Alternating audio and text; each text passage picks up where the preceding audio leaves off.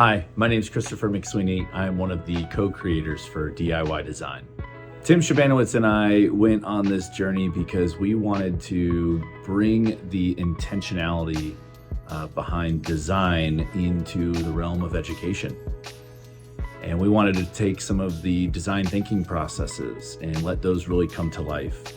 So Tim Shabanowitz and I went forward and created DIY Design. The whole purpose behind DIY Design is to just bring that intentionality of the physical space and use the physical space as a catalyst for learning. We want students to enter the room and be transported into a place where they feel safe, and it's a place for where the teacher can come in and do their best work. We want to move away from just walking in and seeing rows and rows of old school teaching that you saw back in the 1800s and really intentionally create spaces for teaching and learning. We're really excited for you to go on this journey. We know it's going to be a lot of work, but it is worth it. I hope this video helps, and good luck.